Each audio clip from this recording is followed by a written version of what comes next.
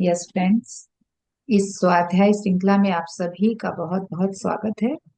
और जो भी यहाँ उपस्थित हैं उनका हृदय से आभार इस स्वाध्याय में शामिल होने के लिए। हम जीवात्मा जगत के नियम बुक में आगे की चैप्टर की ओर चलेंगे और समझेंगे कि हमें कैसे ईश्वर की तरफ से मौके दिए जाते हैं सुधरने के। तो क्या हम उन मौकों को गंवा दे या उन मौकों को समझदारी से उनका लाभ उठाएं। तो यही हम जान रहे हैं अभी। यस, तो चलिए स्टार्ट करते हैं। सूरदास की कहानी। अपने प्रियतम का साथ पाने के लिए एक आत्मा बड़ा जोखिम उठाती है। तो ऐसा केवल पृथ्वी लोक पर नहीं होता है, ऐसा जीवात्मा जगत में भी हो सकता है कि अपने सबसे नियर एंड डियर वंस का, या फिर जिसको बोला जाए कि वो सबसे दिल के करीब हो, उसका साथ पाने के लिए वो आत्मा जोखिम उठाती है। तो यहाँ एक और सच्ची घटना नाम बदल कर दी जा रही है ताकि आप देख सके कि उच्चतर स्तर पाने के लिए कोई आत्मा क्या कुछ कर सकती है, परंतु इस मामले में वह नीचे गिर जाती है। और तब उसकी मदद के लिए जीवात्मा जगत से उसके प्रियतम द्वारा ईश्वर को पुकार लगाई जाती है। मतलब अब हम लोग देखने वाले हैं कि कैसे निम्नतम लोक से भी कोई आत्मा चाह रही है कि मैं उच्चतम लोक में चला जाऊं। तब उसके लिए वो पूरा जी जान लगा रही है, या फिर बोले पूरा जोर लगा रही है। लेकिन ऐसा करने से बोलते हैं कि इस मामले में क्या होता है, ऐसा कोई शॉर्टकट है ही नहीं है कि आप बिना उसका भोग भोगे और चले जाओगे ऊपर के तल में। ऐसा हो ही नहीं सकता है। लेकिन फिर बताया जा रहा है कि उनकी जो प्रियतम है वो वो उच्च स्तर पर है, उच्चतम लोक पर है। तो वो वहां से उनकी उनके लिए ईश्वर को पुकार लगा। तो देखते हैं कैसे कैसे क्या होता है। सूरदास तीसरे लोक में था क्योंकि उसका पूर्व जन्म बुराइयों से भरा था। उसकी प्रियतम नीलू पांचवें लोक में थी, इसलिए उसने तीसरे लोक के अपने प्रमुख श्री उच्च भली आत्मा से अपने आप को एक बार फिर पृथ्वी पर भेजने के लिए ईश्वर से अनुमति लेने का अनुरोध किया। उसने यह विनती की कि उसका जन्म एक दुष्ट प्रवृत्ति की माँ के यहाँ हो, ताकि वह अपनी माँ और अपने आप को सुधार कर पांचवें लोक में जा सके। पांचवें लोक में रहने वाली अपनी प्रियतम नीलू से मिल, मिलने के लिए वह दुखों और सजाओं से भरा कठिन जीवन जीने के लिए तैयार था। तो उसका पूर्व जन्म तो काफी बुराइयों से भरा हुआ था, लेकिन फिर भी वो चाह रहा था कि, इसीलिए वो तीसरे लोक में था। लेकिन अब वो चाह रहा था कि मैं पृथ्वी पर जाऊं और एक ऐसी माँ का बेटा बनूं जो कि दुष्ट प्रवृत्ति की हो, ताकि मैं उस माँ को भी और अपने आप को भी पांचवें लोक में लेकर जा सकूं। तो पांचवें लोक में उस कौन था, उसकी प्रियतम थी। वहां पांचवी, उसे मालूम था कि वो वहां पर है। तो वो चाह रहा था कि इस बार मैं फिर मनुष्य जीवन में जाऊं और मैं कुछ अच्छे कर्म करूं, ताकि मेरे पिछले जन्मों के जो बुराई मैंने की है वो कट जाए और मैं पांचवें लोक में पहुंच जाऊं। तो सूरदास का जन्म एक दुष्ट औरत के यहाँ हुआ। वह इतनी दुष्ट थी कि पृथ्वी पर लोग उसे डायन कहते थे। तो जैसे कि हम लोगों ने आगे भी पढ़ा था कि एक बच्चा अपनी माँ को चूज करता है पृथ्वी पर आने से पहले ही, कि वह कैसी माँ का बेटा बनना चाहता है, एक बुरी प्रवृत्ति की माँ या अच्छी प्रवृत्ति की माँ। तो उसी तरीके से यहाँ पर बताया जा रहा है कि उन्होंने एक दुष्ट प्रवृत्ति की माँ को अपने माँ के रूप में उन्होंने चुना। तो पृथ्वी की दुनिया में प्रवेश करते ही सूरदास को उस औरत ने अभिशाप दिया। उसके अवैध बच्चे के रूप में सूरदास उसके लिए बस एक बाधा ही था। क्योंकि अवैध बच्चे मतलब हो सकता है कि वो बिना शादी की माँ बन गई हो, इसीलिए ऐसा वो कह रही है कि अवैध बच्चे के रूप में वह एक उसके लिए बाधा बन गया कि भाई अब वो समाज में क्या मुंह दिखाए। और उनकी प्रवृत्ति भी ऐसी थी। तो अब आगे क्या होता है, यहाँ हम आपको यह बताना चाहेंगे कि नन्हे बच्चे जब तक बोलना न शुरू कर दे, जीवात्मा जगत से जुड़े रहते हैं। इसीलिए हम भी कहते हैं ना कि बच्चे भगवान का स्वरूप होते हैं।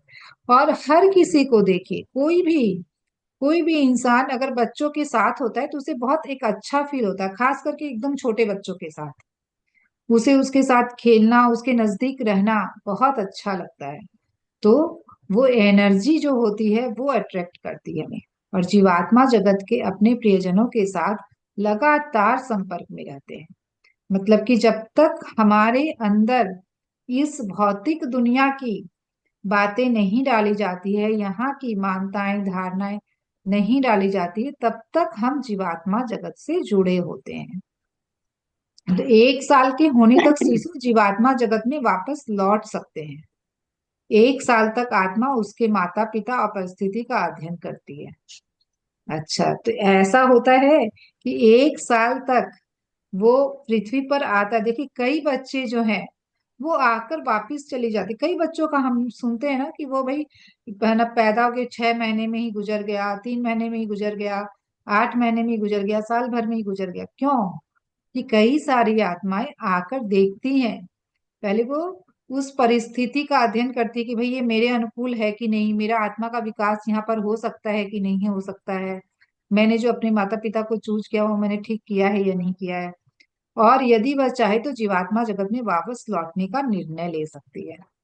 तो वो वापस लौटने का भी निर्णय ले सकते हैं, साल भर तक उनके हाथ में होता है। इसलिए मैं सूरदास को पढ़ूं? पुष्पा जी आज भर मैं पढ़ूंगी क्योंकि हमारे पास समय बहुत कम होता है। आधी घंटा में ही मुझे। अच्छा। हाँ, कल से आप लोग कोई भी पढ़िएगा। इसलिए सूरदास को जीवात्मा जगत में रहने वाले उसके प्रियजनों ने 1 साल के होने से पहले वापस लौट आने का आग्रह किया। तो सूरदास जब देखा कि भाई पृथ्वी पर ऐसी माँ जो समझ रही है कि ये बच्चा मेरे जीवन में आकर मेरे लिए एक बाधा है, मेरे लिए एक मुश्किल है, तो जीवात्मा जगत से जो उनके प्रियजन थे वो बोले कि तुम वापस आ जाओ, ऐसा जीवन वहां पर रह के कोई मतलब नहीं। क्योंकि उसकी माँ एक भयानक औरत थी। तो उन्होंने एक दुष्ट प्रवृत्ति की माँ को चुना, लेकिन उन्हें भी नहीं पता था कि वो इतनी भयानक औरत के बेटे के रूप में वो जन्म लेंगे। हालांकि सूरदास टस से मस नहीं हुआ, क्योंकि वह नीलू जीवात्मा जगत में उसकी प्रियतम से बेहद प्यार करता था और हमेशा के लिए उसका साथ पाने को बेताब था। तो अब यहाँ पर बात आती है कि उसने क्यों ऐसा चूज किया कि वो एक इतनी दुष्ट प्रवृत्ति की औरत को अपनी माँ के रूप में। क्योंकि यहाँ पर उसे 2 लोक ऊपर जाना है। हमारा जब भी विकास होता है तो हम एक बार में एक तीसरे से चौथे पर पहुंच सकते हैं अच्छे कर्म करके। लेकिन 5वें पर कैसे पहुंचे? उसे पहुंचना है 5वें पर। तो वो अपने साथ एक और आत्मा का विकास करेगा, तभी वो पहुंच सकता है 5वें स्तर पर। तो सभी को समझ में आया कि क्यों ऐसा उसने चूज किया। तो सूरदास की माँ अत्यंत दुष्ट औरत थी। उसने अपने बेटे को गंदी भाषा सिखाई, हर किसी को कोसना सिखाया। सूरदास या उसकी माँ के मुंह से अच्छे शब्द निकलते ही नहीं थे। सूरदास जीवात्मा जगत की धीमी प्रगति की अपेक्षा पृथ्वी पर तेज प्रगति प्राप्त करने के लिए आया था, ताकि वह जल्द से जल्द 5वें लोक में जा सके। इसलिए उसने अपनी दुष्ट माँ को यह सोचकर चुना था कि वह उसे सुधारेगा और अपनी आत्मा की मदद कर पृथ्वी पर एक ही जीवन में जीवात्मा जगत के 5वें लोक में चला जाएगा। तो उसने ऐसा सोच कर ही इस प्रवृत्ति की माँ को चुना। लेकिन हम यहाँ आकर भूल जाते हैं, और वो भी भूल चुका है कि वो यहाँ करने क्या आया था। सोच के तो बहुत कुछ आए, उसी के हिसाब से चुना है, लेकिन यहाँ आकर उसकी ही बुराइयों के प्रभाव में आ गया वो। तो इसलिए उसने अपने अवचेतन मन को दृढ़ रहने और उसे निराश न करने के लिए प्रशिक्षित किया था। प्रत्येक आत्मा यह कर सकती है, परंतु इसमें भारी जोखिम है। क्योंकि हम यहाँ आकर भूल जाते हैं, इसीलिए एक आत्मा के लिए तो ये जोखिम है कि भाई मैं अगर जो गलती से भी उसके प्रभाव में आ गया तो मैं और भी ज्यादा नीचे भी जाने का डर होता है। तो क्योंकि हमारा अवचेतन मन अत्यंत दुष्टता को शायद सह न पाए। दुष्ट मार्गों से अरुचित होकर वह निद्रा में चला जा सकता है। अगर ऐसा हुआ तो वह एक बहुत बड़ी विपत्ति है। तो जैसा कि हम लोगों ने पहले भी समझा था कि अवचेतन मन जो है, अगर हम बुरे कर्मों में लिप्त होते हैं और उस अंतर आत्मा की नहीं सुनते हैं, तब क्या होता है, धीरे धीरे वो सुप्त अवस्था में चला जाता है। तो उसी को कहा गया है कि अरुचित होकर निद्रा में चला जाना। तो कितना बड़ा जोखिम! सूरदास की आत्मा पांचवें लोक तक पहुंचना चाहती थी, पर उसका अवचेतन मन निष्क्रिय हो जाए, यह वह दूसरे या प्रथम लोक तक भी गिर सकती थी। तो यहाँ पर जोखिम तो था कि वो तीसरे लोक में है, तो अगर वो दुष्टता के प्रभाव में आकर दुष्ट कर्म करे, तो उसका ज्यादातर चांसेस था कि वो फिर से दूसरे या प्रथम लोक में ना चला जाए। जबकि उसने अपने अवचेतन मन को काफी दृढ़ रखा था, काफी प्रशिक्षित किया था कि मैं जाकर वहां पर भूलूं नहीं, मुझे अवचेतन मन याद दिलाए। तो आपके जन्म के 1 साल बाद अवचेतन मन कभी आपको यह नहीं बताएगा कि आपका जन्म पृथ्वी पर क्यों हुआ और आपने क्यों एक दुष्ट माँ के यहाँ जन्म लिया। तो 1 साल तक तो उसे अवचेतन मन बता रहा है कि भाई तुम इस पर्पज से गए हो, लेकिन 1 साल के बाद अवचेतन मन नहीं बताएगा। इसलिए इसकी काफी संभावना थी कि ऊपर उठने के बजाय सूरदास और नीचे गिर जाता, पर सूरदास ने यह खतरा मोल लिया। एक मन में ये लालच ना कि मुझे पहुंचना है पांचवें लोक तक, तो उस लालसा में उसने ये चूज किया। उसने सोचा कि वह अपने अवचेतन मन को इस तरीके से प्रशिक्षित कर चुका है कि वह उसे कोई भी गलत काम करने से रोक देगा। यहाँ पर उसे पूरा विश्वास है कि मेरा अवचेतन मन मुझे जरूर रोकेगा। मैं अगर मेरा कनेक्शन जीवात्मा जगत से अगर कट भी हो गया है, उसके बाद अवचेतन मन मुझे याद दिलाएगा कि मैं बुरे रास्ते पर न चलकर अच्छे रास्ते पर चलूं। उधर उसकी माँ इतनी दुष्ट स्वभाव की थी कि उसमें अच्छाई के निशान दूर दूर तक नहीं दिखते। सूरदास ने जब बोलना सीखा, उस समय तक वह अपना लक्ष्य और जीवन कार्य भूल चुका था। तो 1 साल के बाद तो वह धीरे धीरे भूल गए, और हम बोलना सीखते हैं 1 साल के बाद ही। और अब वह अपनी माँ की तरह ही बन चुका था। वह कभी अच्छे प्रेम भरे शब्द नहीं बोलता, क्योंकि उसने कभी सुना ही नहीं। तो वो कैसे सीखेगा और कैसे बोलेगा? उसे दूसरों को सताने और परेशान करने और हानि पहुंचाने में मजा आता। रुपया उसके लिए भगवान बन चुका था। अपने से कमजोर व्यक्तियों को प्रताड़ने में उसे खूब आनंद मिलने लगा। नीलू ने सूरदास के अवचेतन मन के जरिए उसे रोकने की पूरी कोशिश की। तो उसकी जो प्रियतम है वो उसे रोकने की कोशिश कर रही है, अवचेतन मन के जरिए उसे कनेक्ट हो रही है, लेकिन वो कनेक्ट ही नहीं हो रहा, तो वो कैसे सुनेगा उसे? पर सूरदास का अवचेतन मन तो पूरी तरह से सुप्त हो चुका था, बिल्कुल डोरमेंट हो गया वो, तो वो सुन ही नहीं रहा है। तो नीलू को इस बात की आशंका थी, इसलिए उसने सूरदास से एक पापिन माँ की कोख से जन्म न लेने के लिए अनुरोध किया था। तो उसकी जो प्रियतम है उसने उसे रोका था कि तुम ऐसा नहीं करो, ये काफी जोखिम भरा रहेगा, और हो सकता है कि तुम जो करने जा रहे हो बदले में और तुम नीचे न गिर जाओ। तो नीलू ने पृथ्वी पर अपने प्रियतम और सूरदास के पूर्व जन्म के प्रियजनों के मन पर प्रभाव डालने की कोशिश की, जिससे वे हस्तक्षेप करके सूरदास को सही रास्ते पर लाए। तो नीलू अपनी तरफ से जो कर सकती थी उसने वहां जीवात्मा जगत से भी वो प्रयास जारी रखा, और वो अपने प्रियजन और सूरदास के जो पूर्व जन्म के जो प्रियजन थे, उन लोगों के मन पर प्रभाव डालने लगे कि भाई इसने तो ऐसी माँ को चूज किया, इसीलिए इसके अंदर सारी बुरी प्रवृत्तियां आ गई। लेकिन भाई वो लोग तो ठीक है, तो उनके मन पर वो ऐसा कुछ प्रभाव डाले ताकि वो उसको हस्तक्षेप करके, मतलब उसमें इंटरफेरेंस करके वो उसको सही रास्ते पर लेकर आए। तो यह एक कठिन कार्य था, पर कुछ समय बाद वह उनमें से एक सूरदास को के पास जाने के लिए मनाने में सफल हो गई। तो एक आत्मा को वो सफल हो गई उसके पास जाने के लिए मनाने में। वो सभी से अनुरोध कर रही थी, सभी से विनती कर रही थी कि आप जाओ मनुष्य रूप में उसके पास और उसे रोको, उसे इस गलत रास्ते पर चलने से रोकना होगा। तो इस आत्मा को हम मोहन दास के नाम से पुकारेंगे। तो मोहन दास मुंबई में रहता था जी जी। और सूरदास बेंगलोर में। इसलिए सूरदास के पास पहुंचना असंभव के बराबर हो गया। भाई अब उसका जन्म हुआ मुंबई में और ये रहता है बेंगलोर में। अब इसके पास पहुंचे कैसे? पर नीलू सूरदास को बचाने के लिए उत्सुक थी, इसलिए उसने मोहनदास के अवचेतन मन को प्रेरित करने की पूरी कोशिश की और मोहनदास को किसी प्रकार से बेंगलोर भेजने में सफल हो गई। तो उसके अवचेतन मन को उसने प्रेरित करके कि भाई वहां पर उसके लिए कुछ अपॉर्चुनिटी दिखाई होगी उसे, या फिर कुछ ऐसा कुछ करने का उसके दिमाग में आया होगा कि मैं ये वहां पर जाकर कर सकता हूँ।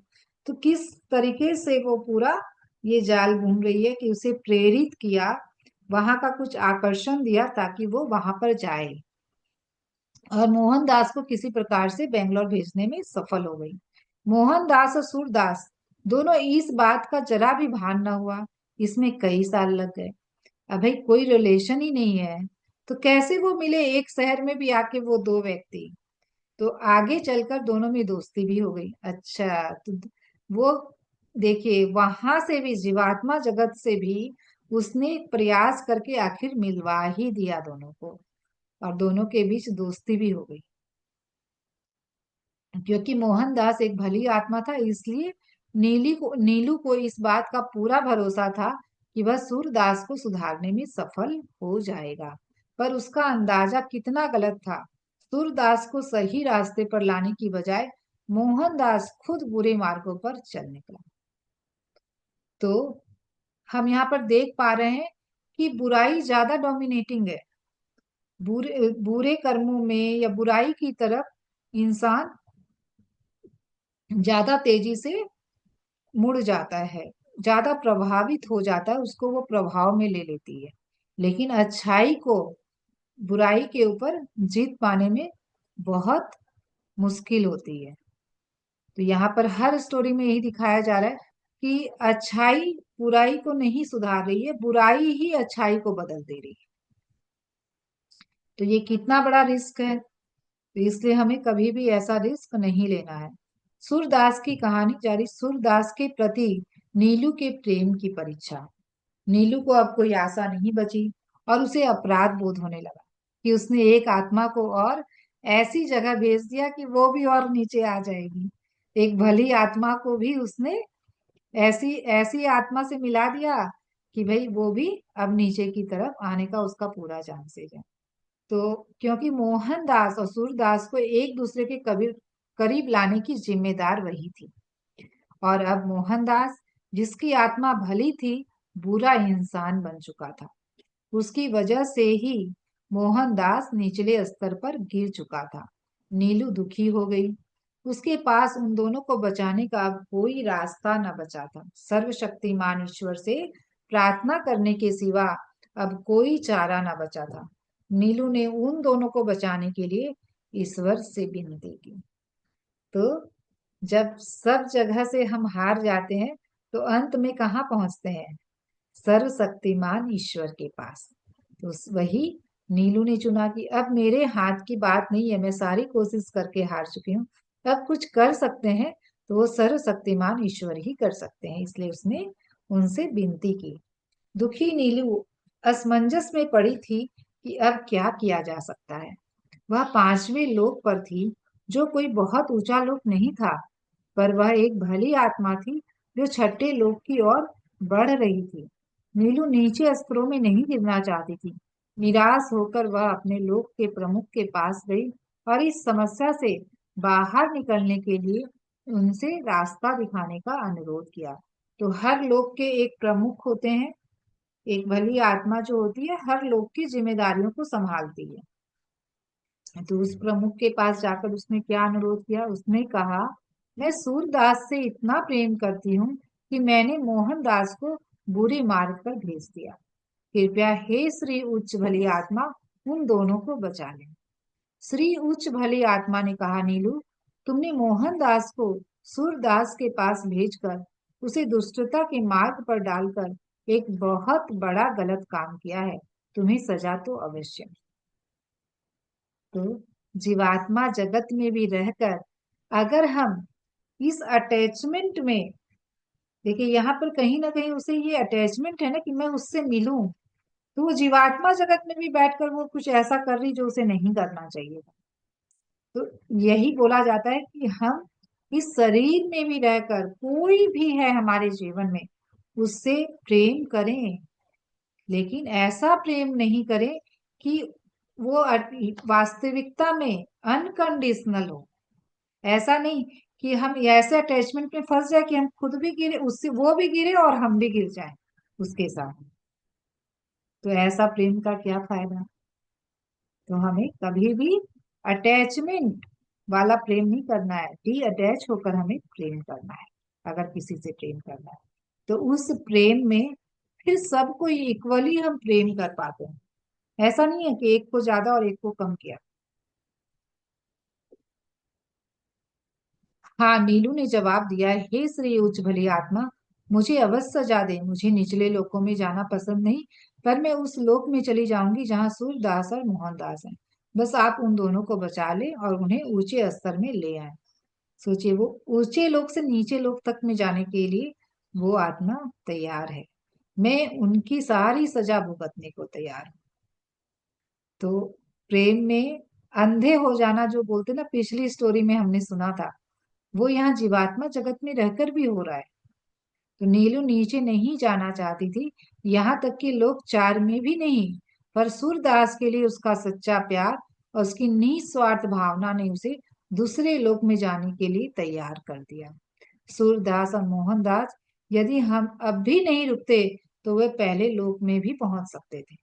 तो श्री उच्च भली आत्मा ने कहा, मैं इससे सहमत हूँ, पर क्या तुम तुरंत दूसरे लोक में जाओगी। हाँ श्रीमान, मैं तुरंत जाकर अपनी और उनकी सजा लेना चाहती हूँ। हाँ, पर इससे वे बच बच जाएं, पांचवें लोक नहीं तो कम से कम चौथे लोक में जरूर आ जाएं। नीलू ने कहा।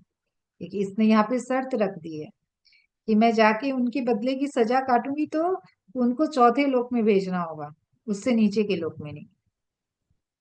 नीलू के निस्वार्थ सच्चे और गहरे प्रेम को देखकर श्री उच्च भली आत्मा काफी खुश हुए और उन्हें पता चल गया कि नीलू ईमानदारी पूर्वक उन दोनों के लिए सजाएं भुगतने को तैयार है।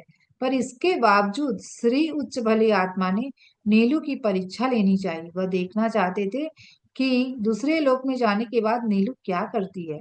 क्या वह अपना फैसला बदल तो नहीं देगी। इन्हीं बातों की जांच के लिए उन्होंने नीलू को दूसरे लोक में जाने का हुक्म दे दिया। वह बेझिझक चली गई। कुछ दिनों के बाद श्री उच्च भली आत्मा ने नीलू से पूछा, नीलू, क्या तुम अब भी कई सौ सालों तक दूसरे लोक में रहकर सूरदास और मोहनदास को बचाना चाहती हो। तो नीलू ने बेझिझक उत्तर दिया, हाँ श्री उच्च भली आत्मा, मैं ऐसा ही करना चाहती हूँ। यह जानकर श्री उच्च भली आत्मा बहुत प्रसन्न हुए कि नीलू सचमुच बहुत निस्वार्थ और सच्ची है, अंदर से इतनी मजबूत है कि अपने प्रेमी सूरदास और मोहनदास के लिए अपनी खुशियों को त्यागने के लिए तैयार है। श्री उच्च भली आत्मा ने कहा, नीलू, मेरी प्यारी बच्ची, पांचवी लोक में वापस लौट आओ। मैं सूरदास और मोहनदास को बचाऊंगा। इसमें कई महीने लगेंगे, पर वादा करो कि इस बीच तुम सूरदास या मोहनदास के लिए कुछ नहीं करोगी, भले ही उनके साथ कुछ भी हो जाए। मैं वचन देता हूँ कि उन भयानक निम्न लोकों से मैं उन्हें बचाऊंगा। तो अब उच्च भली आत्मा क्या करेंगे उन्हें बचाने के लिए। तो नीलू के पास आभार प्रकट करने के लिए शब्द ही न थे। वह खुशी से चिल्ला उठी, हाँ, हे श्री उच्च भली आत्मा, मैं वादा करती हूँ कि आप जैसा कहेंगे मैं वैसा ही करूंगी। तो जो सच्चा होता है, जो वास्तव में भला होता है, उसे कभी भी वहां पर जीवात्मा जगत में कष्ट नहीं दिया जाता, उसे सजा नहीं दी जाती। तो जिसका मन जैसा होता है उसे वहां की ही जगह मिलेगी, भले ही वो कुछ भी करने को तैयार है। तो श्री उच्च भली आत्मा ने कहा, नीलू, बस अब उन दोनों के लिए प्रार्थना करो और सर्वशक्तिमान ईश्वर से उन्हें बचाने में मेरी मदद करने की विनती करना। नीलू तुरंत तैयार हो गई, क्योंकि श्री उच्च भली आत्मा पर उसका पूरा भरोसा था। यह एक सच्ची कहानी है, केवल व्यक्ति के नामों और शहरों को बदल दिया गया है। आप यह जानकर काफी हैरान हुए होंगे कि लोगों के प्रमुख और श्री सर्वोच्च भली आत्मा किसी जरूरतमंद आत्मा को बचाने के लिए क्या कुछ कर सकते हैं। यह एक बहुत कठिन कार्य है, पर क्योंकि उनके पास बड़ी शक्तियां होती हैं, इसलिए वे चमत्कार कर सकते हैं। अपने आप में सुधार करने और उच्चतर स्तर में आने के लिए सूरदास ने भी बड़ा जोखिम उठाया, क्योंकि वह एक भली आत्मा थी। अपने बुरे दोस्तों की संगत के कारण वह पूर्व जन्म में गलत रास्ते पर चल पड़ा था, इसलिए उसने यह जोखिम उठाया, पर दुर्भाग्यवश इससे वह और भी नीचे गिर गया। आगे पढ़ें या फिर ये लंबा है, आज हो नहीं पाएगा। ओके, तो हम लोग थोड़ा सा यहाँ पर बातें करते हैं कि यहाँ पर जो उच्च भली आत्मा, जो सर्वोच्च शक्ति है जिनके पास, जैसे हम बोलते हैं ना कई बार कि भाई इस यह इंसान ने तो बिल्कुल यू टर्न मार लिया, ये क्या से क्या बन गया, बिल्कुल इसके अंदर तो ड्रास्टिक चेंजेस देखने को मिले। ऐसा होता है कई बार, हम लोग किसी किसी इंसान को देखते हैं ना कि वो अचानक से बहुत उसके अंदर बदलाव आ जाता है। तो मुझे जो समझ में आ रहा है कि वहां पर उसे सुधारने में उन उच्च भली आत्माओं का ही हाथ होता है। वहां पे अगर सर्वोच्च शक्ति चाह ले तो ही उन्हें इस गलत आदत से निकालकर एक अच्छा इंसान बना पाती है। तो कई कई लोगों के बारे में हम सुनते हैं कि भाई कई लोग जो हैं बहुत ज्यादा बुरी आदतों में पड़े रहते हैं, लेकिन कोई अचानक से कोई एक व्यक्ति उनके जीवन में ऐसा आता है और उसके जीवन को पूरी तरह बदल देता है। और जितने भी हम मोटिवेशनल स्पीकर्स को देख लें, वो भी अपनी जब कहानी सुनाते हैं तो वो बताते हैं कि एक समय पर वो क्या थे और अचानक से उनके अंदर एक ऐसा वो डिटर्मिनेशन आता है कि अब मुझे बदलना है, और वो पूरी तरीके से बदल जाते हैं। तो ये सब कैसे होता है? कोई तो शक्ति है जो इसके पीछे हमारे लिए काम करती है, तभी ऐसा हो पाता है कि हमारे अवचेतन मन से ये विचार आना, ये शक्ति आना कि मुझे अपने जीवन को बदलना है, मैं अपने आप को बदल के रहूंगा, तभी ऐसा हो पाता है। तो यस, आप लोगों में से कोई कुछ कहना चाहते हैं तो कह सकते हैं, कोई को कुछ पूछना हो तो पूछ सकते हैं। सभी कोई अपनी खिड़की और दरवाजे तो खोलें, ठंड आ गई है तो ऐसा नहीं है कि बस बंद करके ही बैठना है।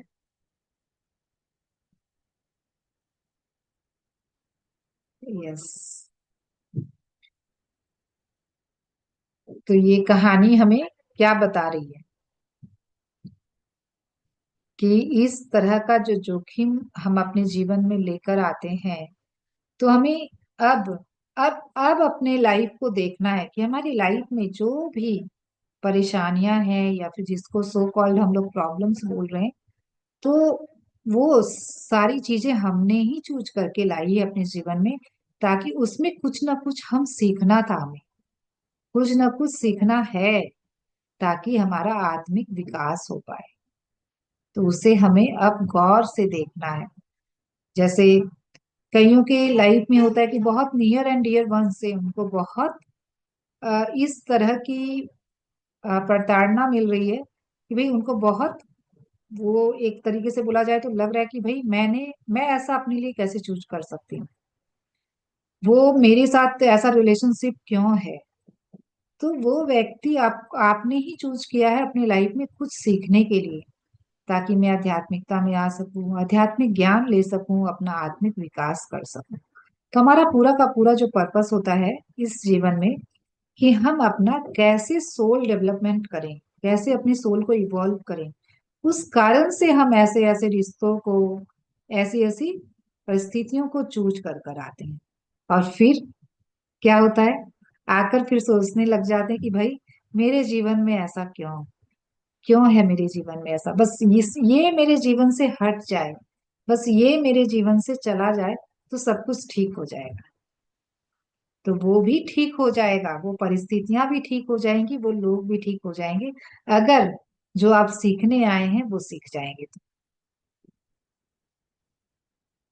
तो हमें वही करना है। यस। किन्हीं को कुछ बोलना है फ्रेंड्स?